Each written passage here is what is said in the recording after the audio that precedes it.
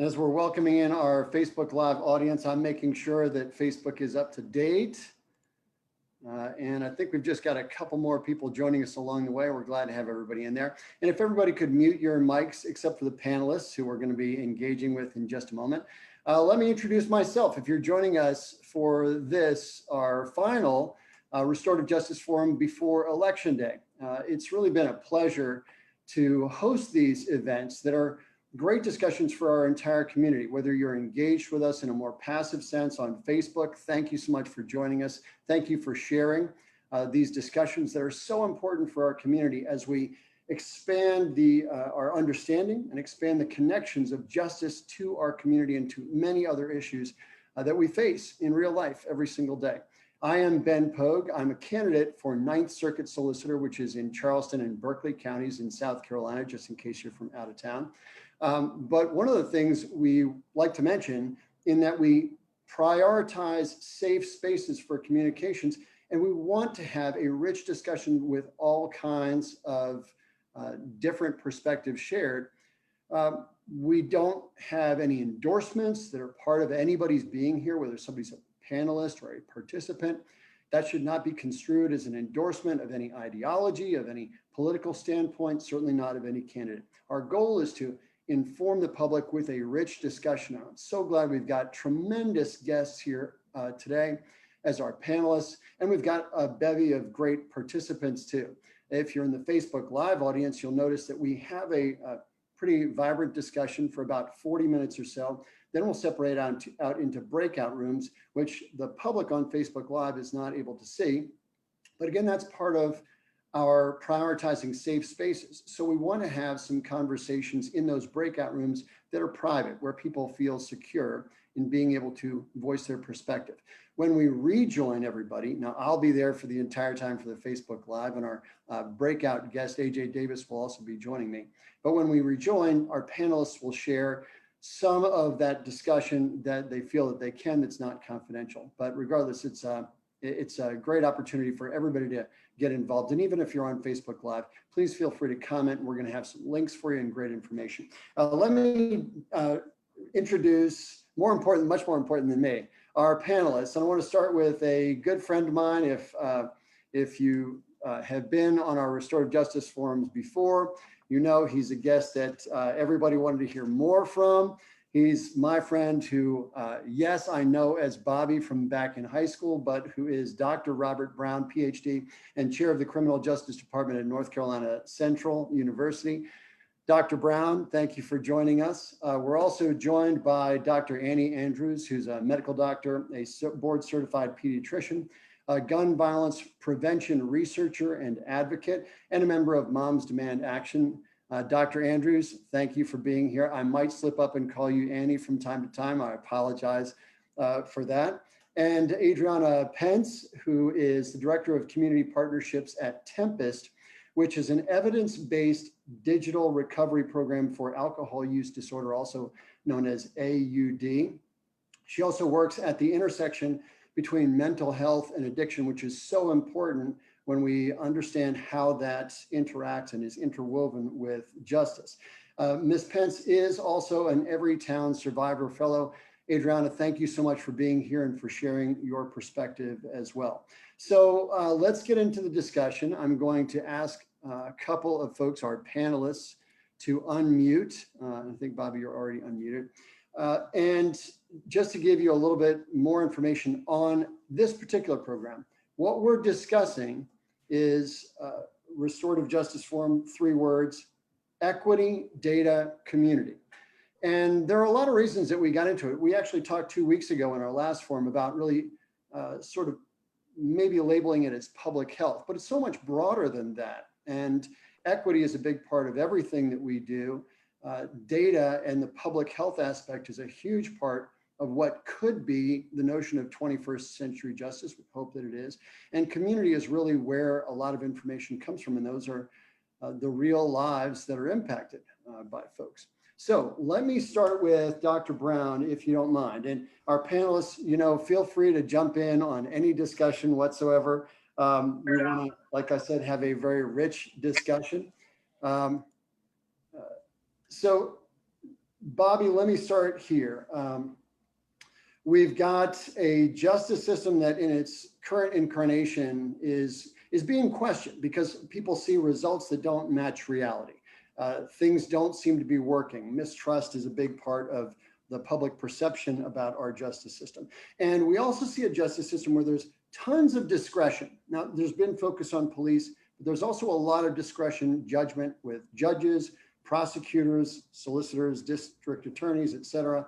And we know we're all, as human beings, flawed human beings.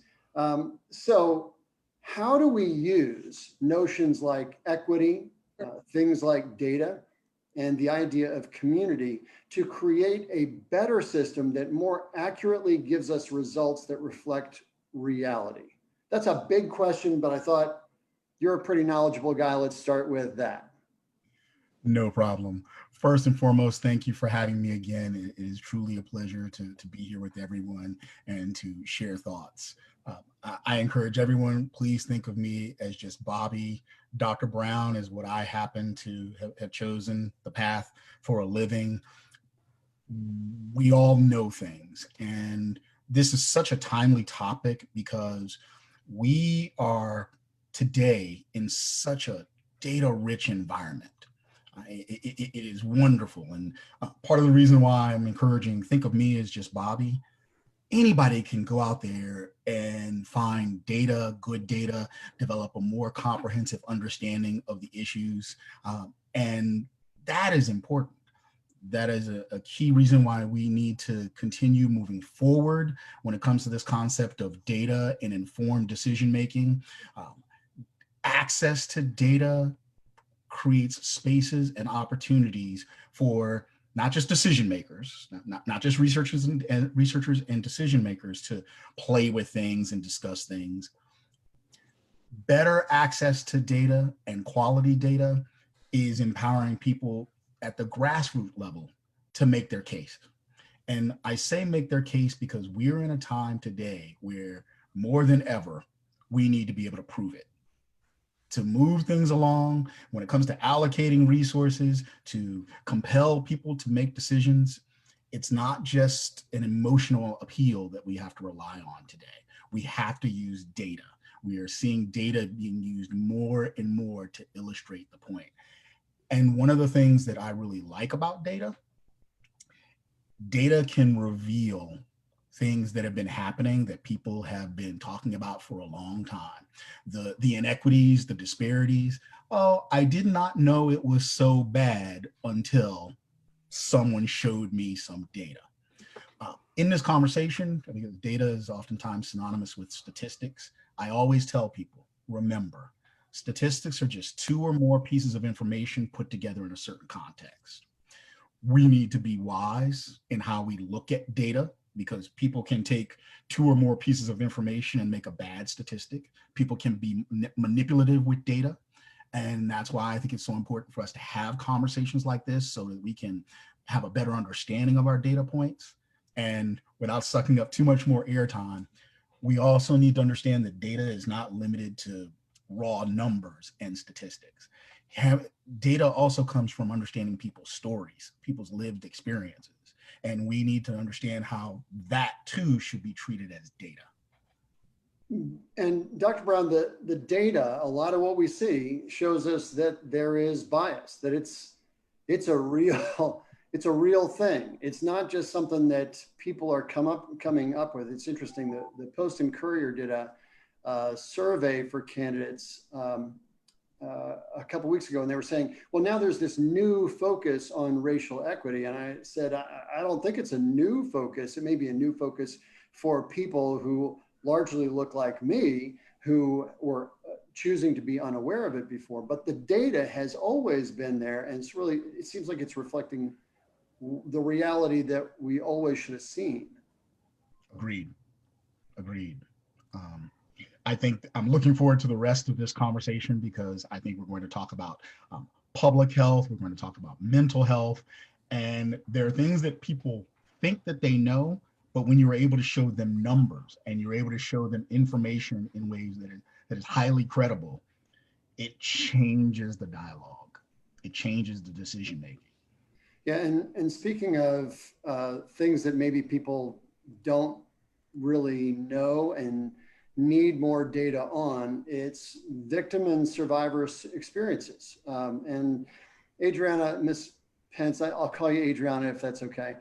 Thank Please. you for joining us. It's great to have somebody with a more national perspective be part of these discussions. So your life and your work in advocacy is looking at data-driven solutions for alcohol use, but you're also a survivor.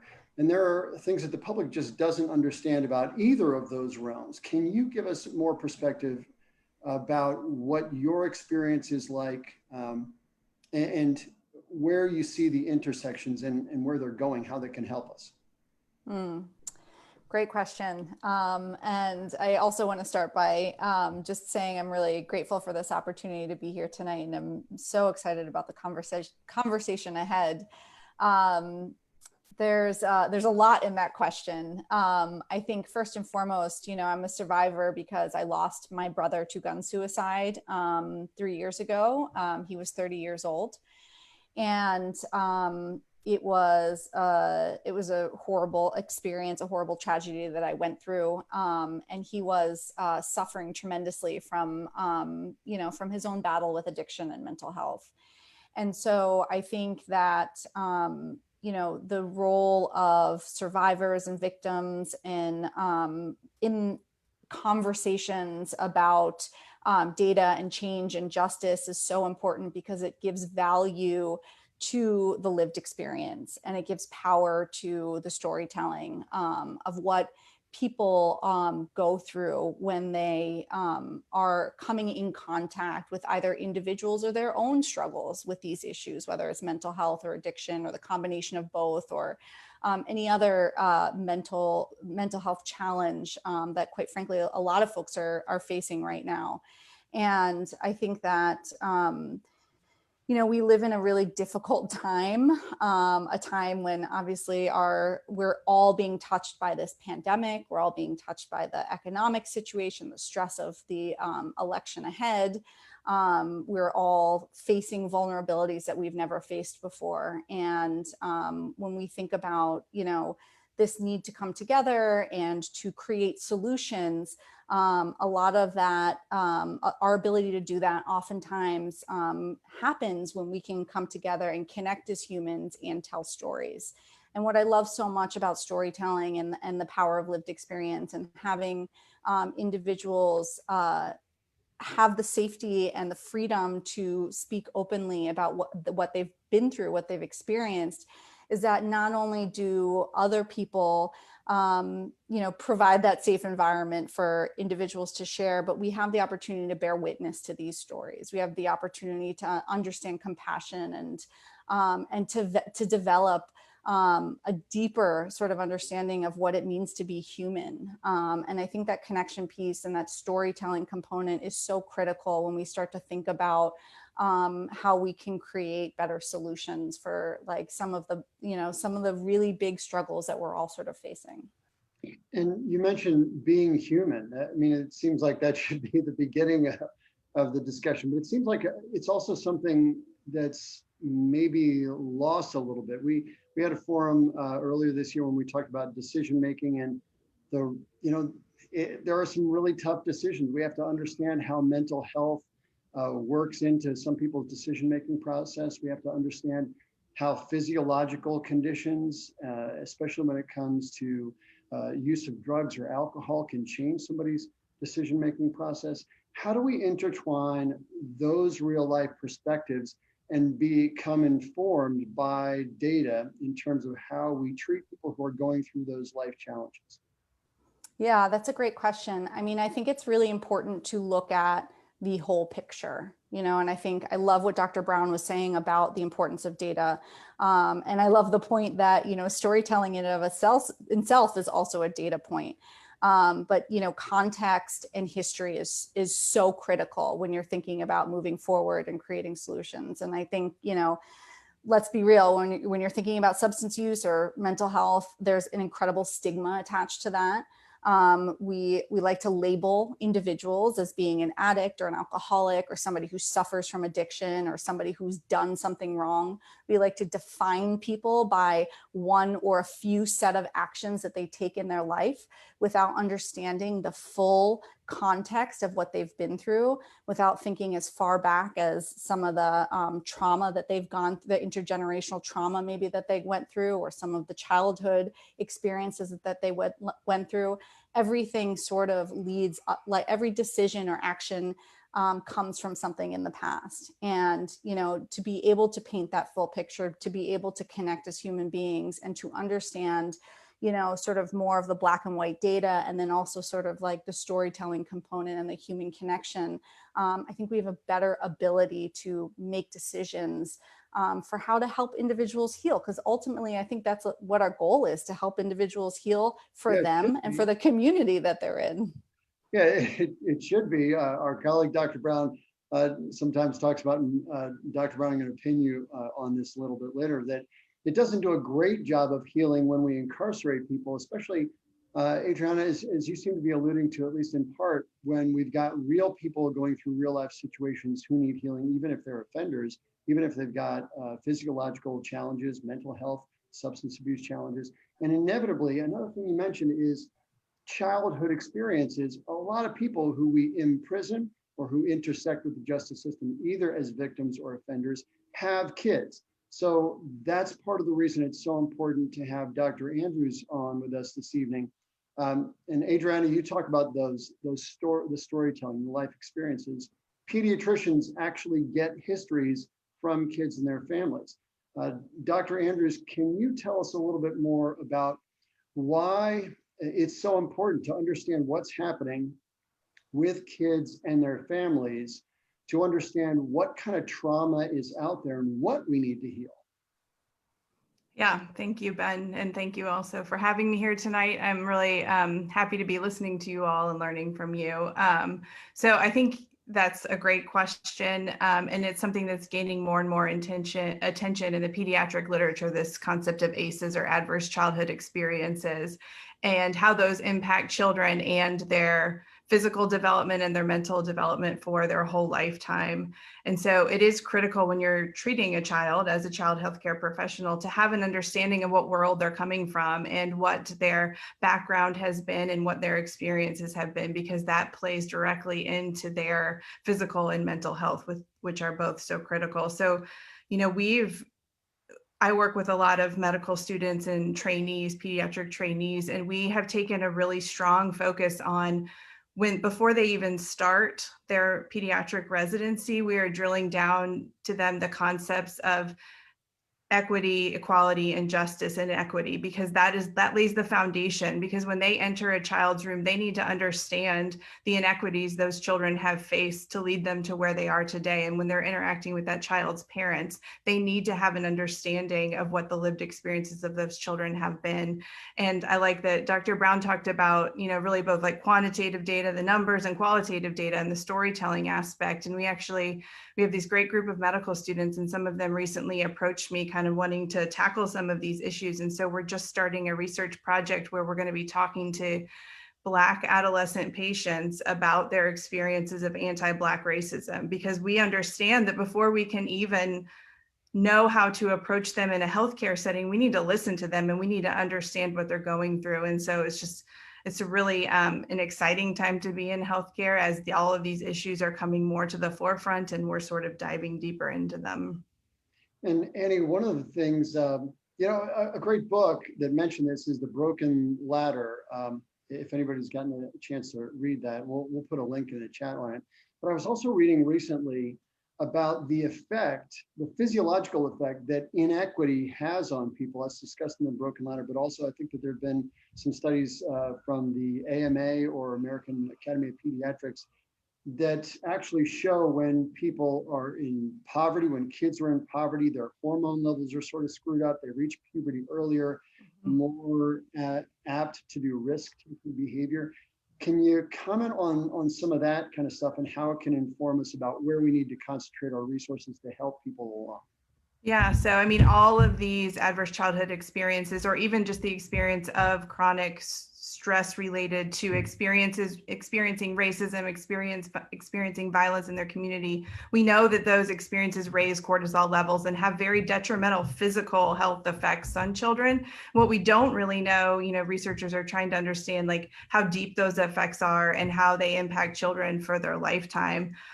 So I think it's really critical that we continue these conversations and understand that medicine is a social science and that we have to approach it in that way. And Adriana and Dr. Brown, I wanted to ask you to weigh in on this a little bit too. So Dr. Andrews is talking about these real physiological effects, and we can see them in children.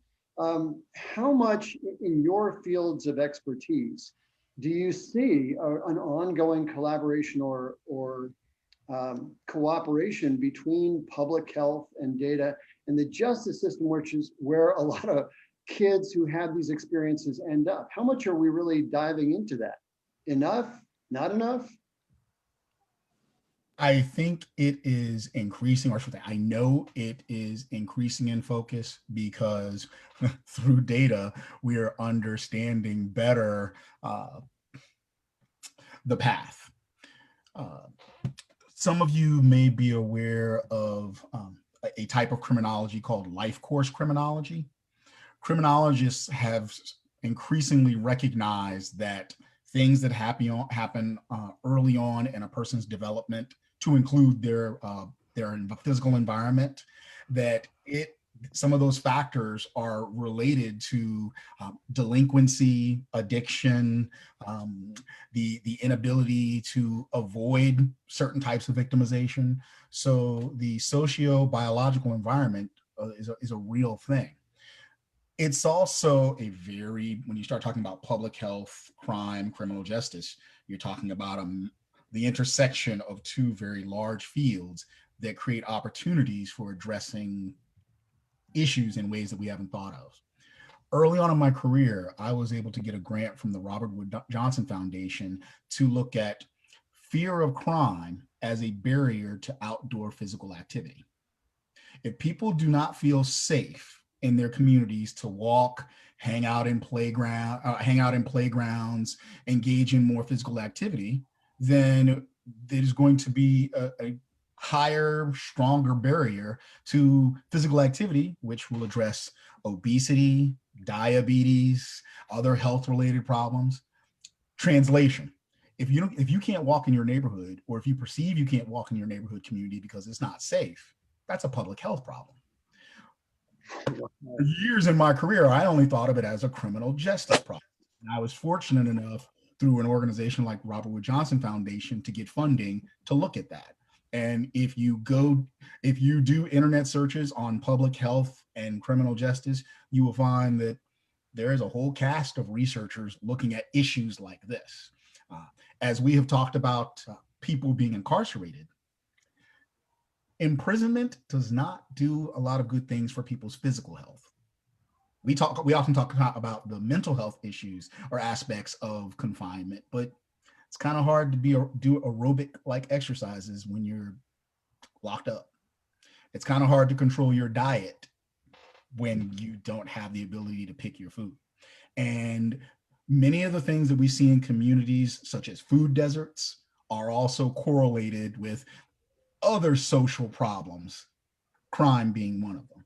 So there is a really strong intersection between public health and criminal justice, to a point where many of my students, I'm actually encouraging them to, after getting their undergraduate degrees, think, if you want to do something and you want to impact crime and delinquency, think about advanced degrees in public health. Wow. And I would guess, thank you for sharing that, Dr. Brown. I would guess, Adriana, that whether somebody is incarcerated or whether they don't trust the justice system to handle their issues, especially physiological issues, properly, then we're not going to see the reporting that we need. We're not going to see prisons as a great place for rehabilitation to take place. We're going to continue seeing impact on entire families. Does that sound about right? Yes. Sorry, you were directing that to me, correct? Yeah, I mean, but any of you guys, and Annie, I want you to jump in on it too, but Yeah, absolutely. What do you think?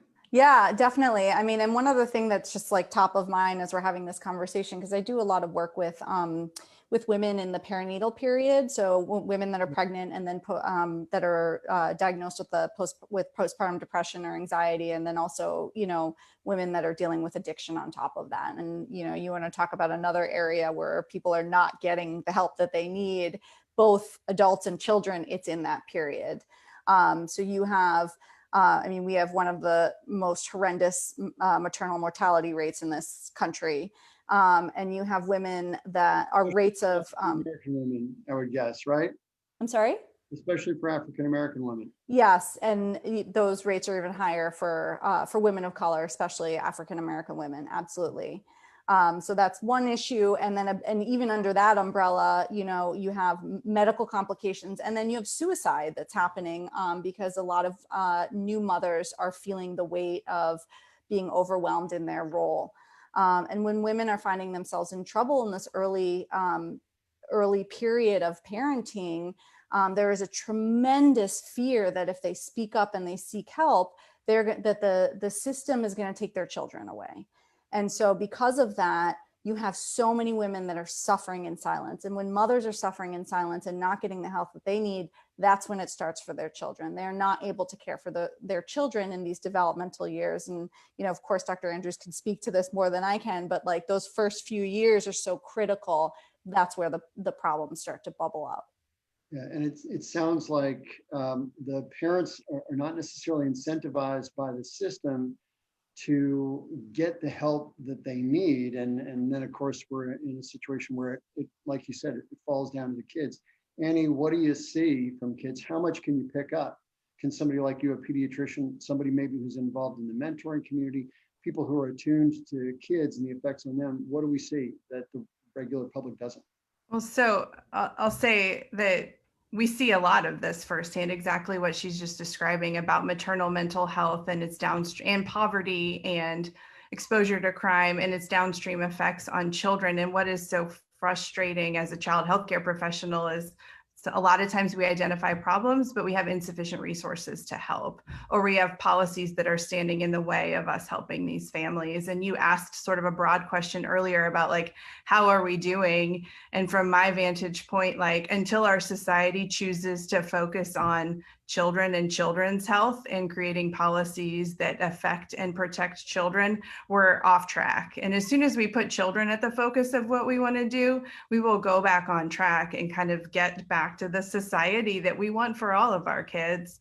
And I was nodding vigorously earlier when you were talking about safe neighborhoods and its impact on public health, because I remember when I was in training, you know, I've met several patients like this very recently where, you know, they've gained weight, they now have a diagnosis of diabetes, and you want to talk to them about physical activity. And before I knew better, I would just say, I want you to go for a walk every night after dinner. But now I know I first have to say, do you live in a place where you feel safe, where you can go for a walk outside? And then I can start talking to them about how they might get exercise, because far too often the answer to that first question is no. And if I could add to that, the literature on physical activity, outdoor physical activity, and its detrimental effects, it's really its impact on women and mothers. Because if primary caregivers, who are often women, do not feel safe, if they do not have spaces where they can go or feel comfortable going, then they're less likely to take their children or allow their children to play in such spaces. And that ends up becoming learned behavior. That ends up becoming a habit. So even when people move into spaces that are physically less dangerous or are safer from crime, I'm not accustomed to walking. I'm not accustomed to being outside. It's not a lifestyle that I'm used to. So there can be generational effects to the ways in which crime and public health put caps on things. Yeah, and we know certainly here in South Carolina, but really all across the country, we already have built-in generational de jure segregation and housing disparities. A great book on this is Richard Rothstein's Color of Law. And Adriana and Annie, it looks like when we have these built-in disparities, when we have neighborhoods where people don't engage in outdoor activity, when we've got disincentivization, I guess that's, if that's a word, to get people involved in the system, it seems like this is more of a ticking time bomb than a solution. Am I off base there, or what's your thought?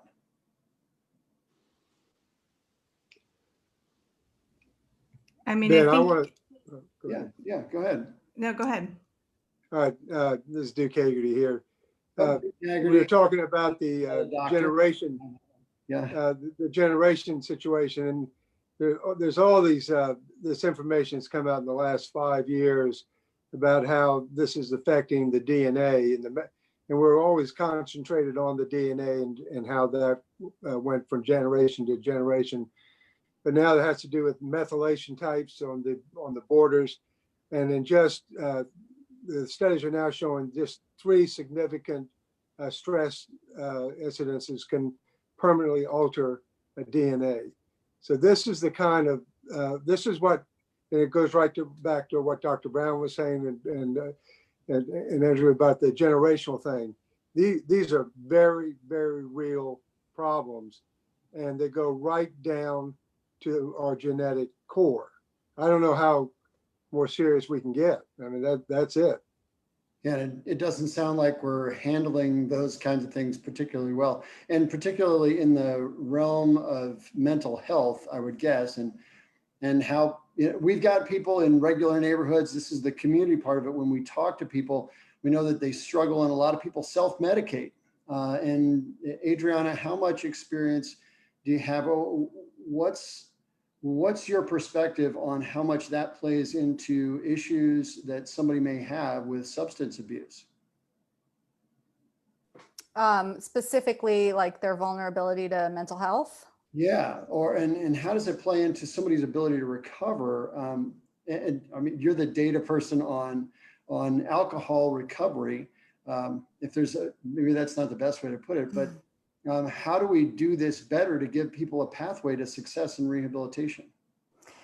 Yeah, another great question. I mean, we know that roughly, and I'm not the data guru here, but, you know, roughly you've got about, you know, half of the people in our country that are going to deal with a mental health challenge are also going to struggle with substance use at some point.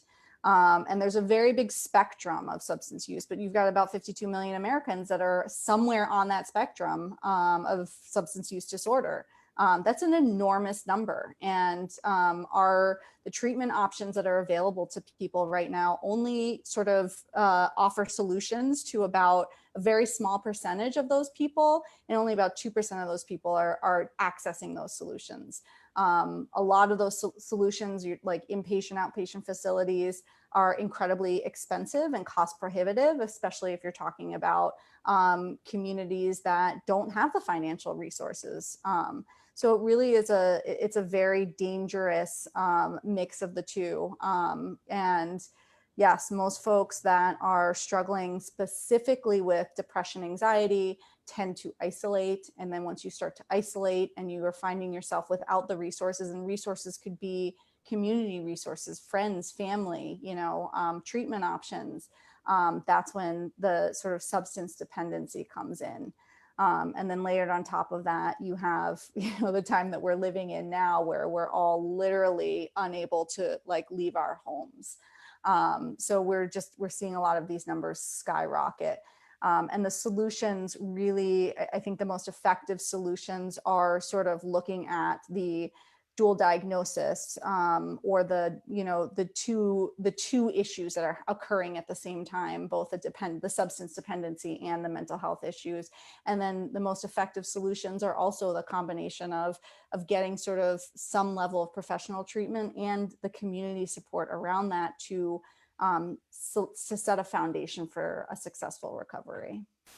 It sounds like, Dr. Brown, I'm going to ask you to weigh in on this, but everybody, it sounds like when we're doing this separation and isolation, that's both a cause and a consequence, especially in adults. That also has a trickle-down effect on the kids.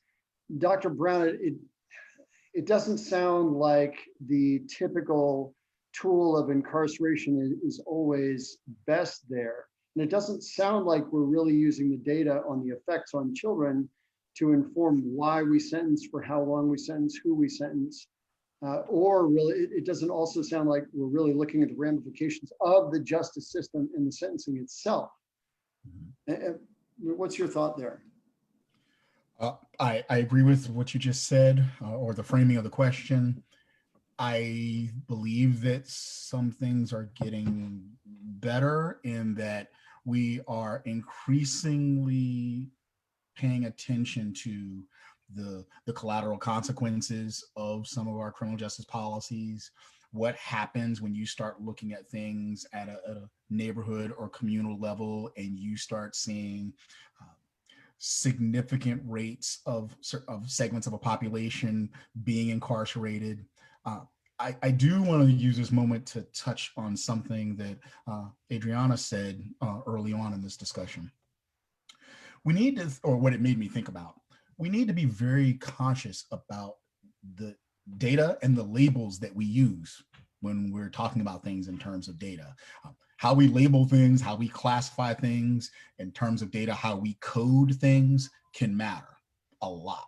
I mean, think about the difference between the concepts of victim versus survivor, which is something you pointed out early on in this conversation.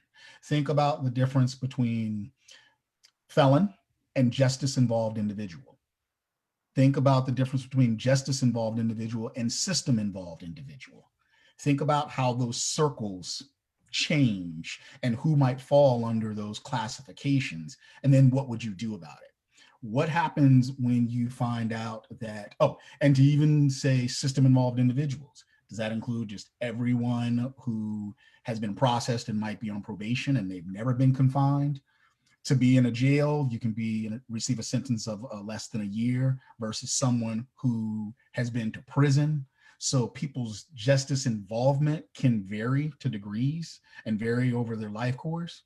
What happens when you find out that there's an intersection between justice-involved individuals and justice-involved families and detrimental health indicators? Yeah, you're getting a lot of nods on. I see a lot of nods there. Yeah, so, that's amazing. Keep going. I'm sorry to interrupt you. No, I'll just end because I know we want to have time for others to talk. How we conceptualize some of these things, these data points, can really matter, can really help us get insight and develop strategies to get to the root of the problem. I want to be optimistic and promote an optimistic outlook on where we are today. We are increasingly in a time where data is being generated that allows us to approach problems differently. That is a key. We're starting to recognize that, okay, you may have done the crime. It may have warranted sending you off to prison and sending you off for many years. But our focus on data, if for no other reason than the economics of it, we're starting to realize through data, hobbling a person with many years of confinement has detrimental consequences on the back end. So we need to rethink the front end to deal with some of the back end issues that we're seeing through the cost of punishment. Yeah, the collateral consequences, as you mentioned. I'm going to put everybody in breakout rooms in just a second, but Annie, I wanted to ask you about this. When we look at collateral consequences, when we talk about the labeling, how does that affect a child when they hear of or know that their parent is incarcerated? Do those labels affect how a child's outlook and their health? I mean, I think it certainly affects their health and it affects the environment that they're growing up in. I'm sitting here thinking about all the little kids I see whose daddies have been shot. And then you put that on top of that, the kids I see whose daddies are in jail and what that does, generational effects that has and how disruptive that is to families that may already be living in poverty. And now dad is either disabled, dead, or in jail, and how is this mother supposed to then pick up the, and just what society expects of these mothers is just unrealistic. And yes, I mean, terribly detrimental effects on the children in these homes. Oh, gosh. So our big question is really where do we go from here? So how do we use all this? How do we use, our community action team has a forward mantra: reduce crime, increase justice. Reduce crime, that's what the big, and Adriana, you were talking about healing. How do we heal from this? So our big question is, what are the best tools, given all this knowledge, that we can use to reduce crime, reduce harm to individuals, and have a justice system that everyone can actually trust? I'm going to put you guys in breakout rooms. So in just a moment, you're going to see, except for my friend AJ Davis, you're going to see this pop up on your screen that you've been invited to a breakout room. Go ahead and join. We are privileged this evening, as everybody goes into their breakout rooms, to be joined by a good friend of mine and a member of our community action team who's got a multidisciplinary level of expertise and who really works on these issues, understanding the big picture and the big landscape. And a big part of that, AJ, is understanding the effect of inequity, the effect of maybe how our biases get in the way of us even looking at the right data, and how it seems to me, and your perspective is more elevated and important than mine, that this disconnection from communities really, it puts us at arm's length from the solutions themselves. Yeah. The interesting thing, Ben, in having the conversation and listening to the individuals that were in the larger group, it was very enlightening. I think one thing that really stuck out was when Dr. Brown talked about how we approach data. From a community perspective, I'm a neighborhood association president, been that way for about almost 11 years now, been involved with various neighborhood organizations and groups and boards. And data is always one of the tremendous driving factors in how we approach solving problems, if you will. But I think that there's an inherent bias, especially when we start looking at the legal system, I don't like to use the term criminal justice system, so I say the legal system. Yeah, legal, that's a great way to do it too, yeah. And then public health.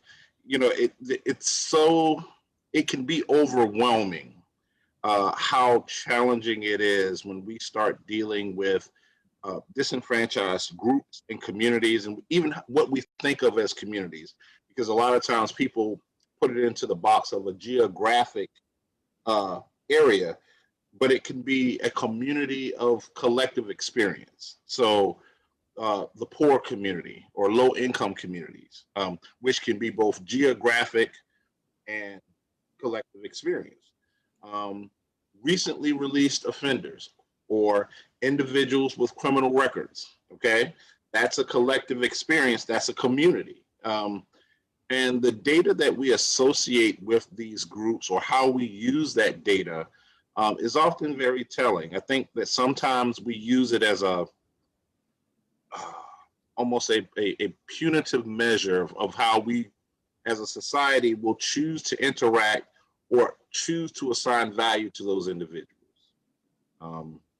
So when I hear the term data and whatnot, my eyebrow always raises, because I'm always wondering, what data where did you get the data from? Who collected it? That's the deal. And we've seen a lot of that. We've seen what some people think of as the right type of data, but it isn't everybody's data, or it seems to ignore what the real life challenges of the community are. Yeah, and you have to ask, what is the question? What is the question, or what are the questions that the data is supposed to answer? And if we're not asking the right questions, And I think that's where we probably have to start. We're not asking the right questions. It doesn't matter what data we have, you know. So I think that's a We're very actively avoiding them. I mean, it sounds like we're actively avoiding asking some of the right questions. Like Yeah. we don't even want to know the answer. Like if the Yeah. answer is, hey, we need to fund education more, it sounds like we're just not asking that question. I mean, you know, it's interesting because we're in an election year and I'm 44 years old. And I can say that in my entire life, election years are always interesting because it's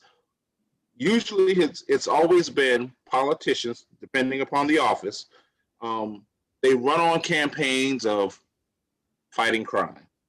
And every time I would hear that, I'm like, okay, what does that mean? You know, and they would always trot out some data talking about crime and crime statistics and things of that nature. And there was never a conversation about the causes of crime. There was never, not any substantive conversations. It was, we have to make our community safer. We have to fund law enforcement. We have to make sure our neighborhoods, they always framed it as there's this boogeyman or boogeymen, bad people out there. We got to protect the good people from them. But no one ever thought, are they really the bad people, or are they the people that we have chosen to make invisible, that we have chosen to leave behind, that we have chosen to devalue, and because they're not acting or behaving within our preconceived construct of what is acceptable, we've now made them the criminal element, you know? Because as many law enforcement officers that I've talked to and whatnot have all said, you cannot arrest your way out of crime. Chief Burgess says that. He says Yes. it all the time. You will never arrest your way out of crime. No matter how much you fund to put cops on the street, the issue of crime is a human issue. It's a socioeconomic issue. It's an education issue. It is multifaceted, and we don't actively work to get to these causes. Because then, if we get to these causes, I think for a lot of people, it uncovers a lot of other things that we have not been doing effectively. Yeah, it sounds like when we're listening to Dr. Andrews, when we're listening to Adriana Pentz talk about the physiological effects of inequities, of living in poverty, how that can manifest itself in terms of mental health and in terms of setting somebody up for drug or alcohol dependency. It seems like it's a cycle that we're setting people up for. You know, we're going to predispose kids to this. Then when they grow up, we're going to ignore them and only treat them with these sort of labels for criminality. It's frustrating for somebody like me because I see it as people are quick to label something they won't fix. So it's easier to label at-risk kids, right? Or juvenile delinquents or thugs or whatever variation of a label that we choose to. We now talk in passing about mental health. So we talk about mental illness, which tends to be a label, although it is an actual diagnosis, but we still don't address it. We still don't put the resources, the financial and otherwise, the resources behind addressing it. It's easier to label something and then do the performative actions of saying, yeah, you know, we've identified this issue, but that's all we ever do. We identify kids who live in poverty. We identify failing schools. We do the performative actions of saying, well, we're trying to address it.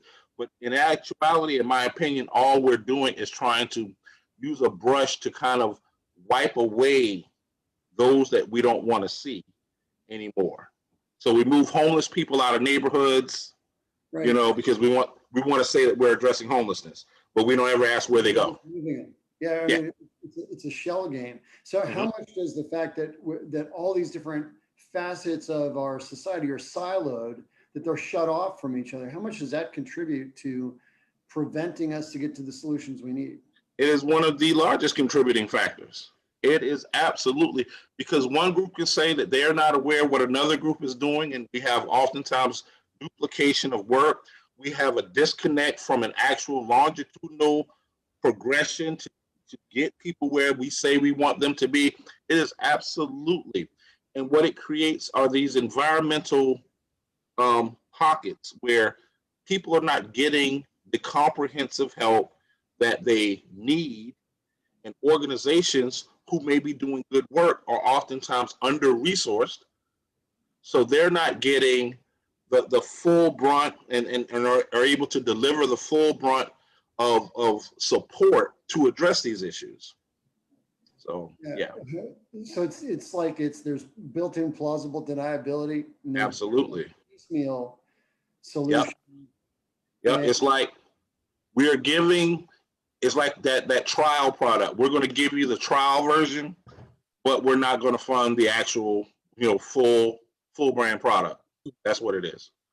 Oh man, AJ, thank you so much for being here, for sharing that knowledge and perspective with everybody. We've got one room, which is, this happens sometimes. People are really immersed in the discussions, so they don't want to leave, but they're all going to get kicked out in like 5 seconds here. So we'll see Dr. Annie Andrews and another couple of people. One of the things that you miss out, unfortunately, if you're on Facebook, is you miss out on the breakout room discussions. But that's why we bring our panelists back to share some of the things that were discussed. Now, we want to do that in a confidential manner that respects the confidentiality of the breakout rooms. But our panelists can give us a little bit of an understanding of what was discussed in a more general sense. And hopefully in this discussion, that will start moving us forward to more 21st century solutions. So now that we've got everybody back, Ms. Pentz, why don't I start with you? What kinds of things did you guys discuss? Whew. I think we were trying to answer the question with a lot of really great questions. Right. That's okay. I'm so glad you guys had a rich discussion. That's great.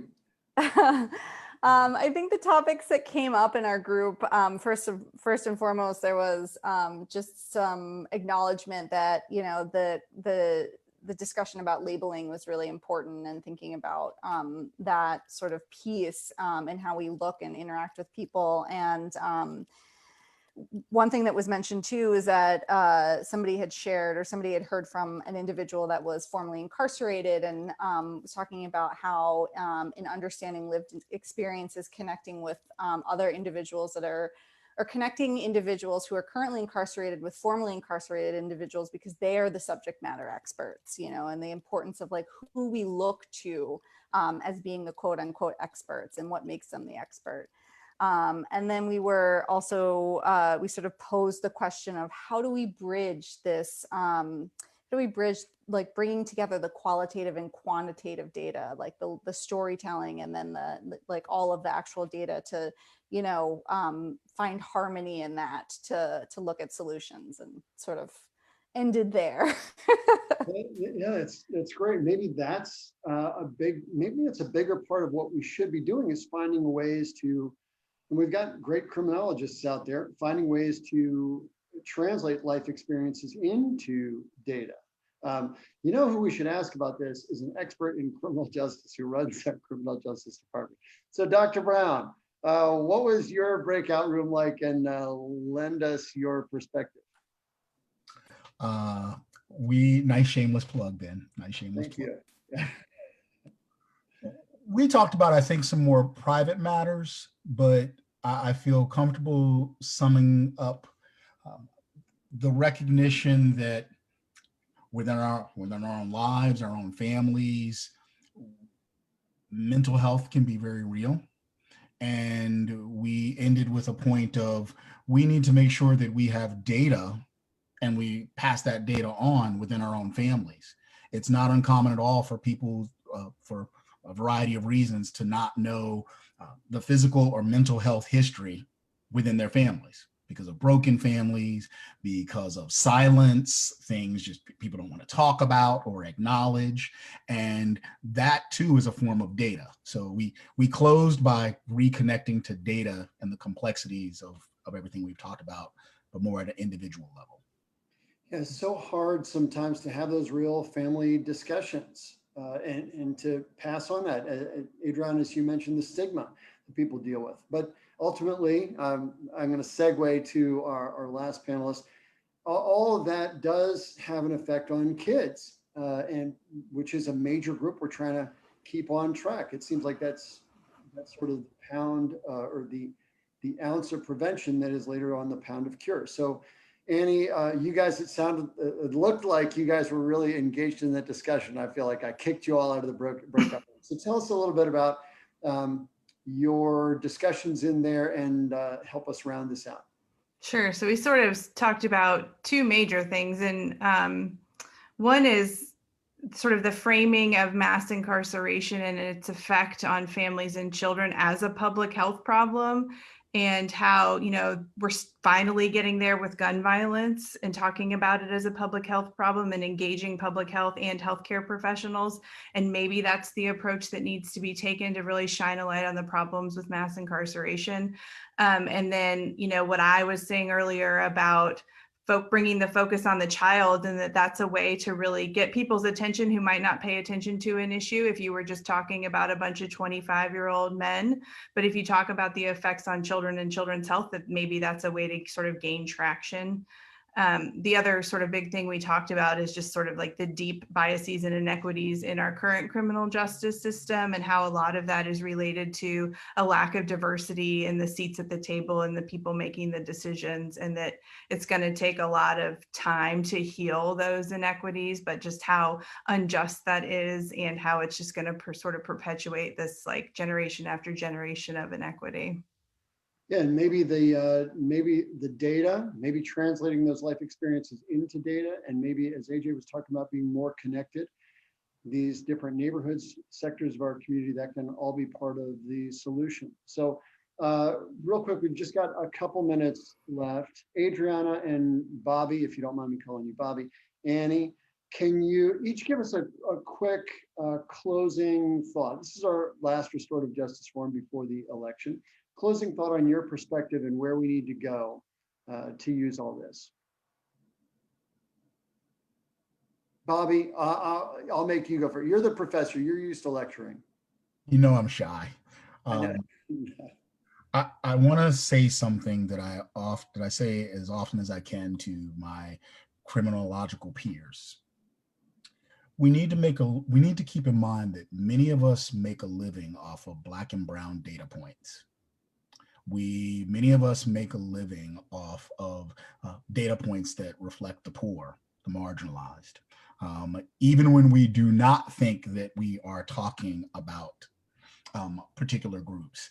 If you are doing work where there are significant disparities going on, you need to understand that when looking at numbers, those data points reflect people. I think that if we make sure that as we are increasingly engaging in intelligence-led, data-driven decisions, that we never lose sight of the people those data points represent. Thank you, Dr. Brown. And Adriana, you've lived as one of those data points. You've had a person in your family die of suicide. What's your thought on how we personalize those experiences and learn from them a little bit more to integrate them into our solutions as communities?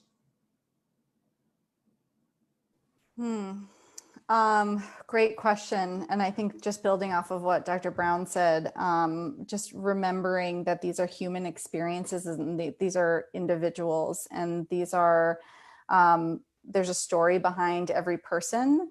And sharing those stories is incredibly important. And it's also very hard. It's been 3 years since I lost my brother, and I have made a commitment to speak publicly about my experience of losing him. And every single time I do it, including being on this call right now, it is one of the hardest things that I have to do. And so as difficult as that is, it allows us to connect with individuals as human beings. And then our ultimate goal with everything that we're doing, trying to create solutions to some of these very large public health issues, is to heal people and to help people grow and to recover. And we have the ability to do that as long as we can show compassion and empathy for each other. Adriana, thank you so much for sharing your experience, for the courage and the heart that it requires to do that. We really appreciate that. Annie Andrews, Dr. Andrews, I'm going to ask you to close this up here. A lot of these collateral consequences end up being adverse childhood experiences. How do we make sure we're healing the right people to pave the way for kids to be safe and successful? Yeah, I just think we need to continue the conversation, keeping the focus on the children, because I do think that that is a winning strategy. And I also think it's the reality, and our children in our community and in our country deserve better than we're giving them right now. And if we keep our focus on that, I think it will lead us in the right direction. It's a great thought. Well, discussions like this help generate those solutions. So personally, I can't thank everybody enough. Dr. Brown, Ms. Pentz, Dr. Andrews, thank you for being here this evening. Thank you to all of our participants who, if you're in our Facebook Live audience, it's not necessarily easy to be on a Zoom call like this, to have your face out there, and then to go in a breakout room with sometimes people you don't know discussing emotional issues that can be contentious issues. But our panelists really help, panelists and participants together really help drive those discussions and drive forward the notion that when we have these conversations, when we engage with each other, when we trust each other, we develop solutions that our entire community can trust a little bit better. Also, thank you to my friend, AJ Davis, and thank you for being part of our community action team, being a huge part of our success. Thank you, everybody. We won't see you in 2 weeks, but no matter what you do over the next 2 weeks, please make sure you vote. No matter who you vote for, get to the polls, fill out that ballot, and allow your voice to be heard. Thank you, everybody, so much. Thank you for joining us on Facebook. Thank you for joining us in this Restorative Justice Forum, and for keeping in touch with our campaign. Good night, everybody, and thank you again.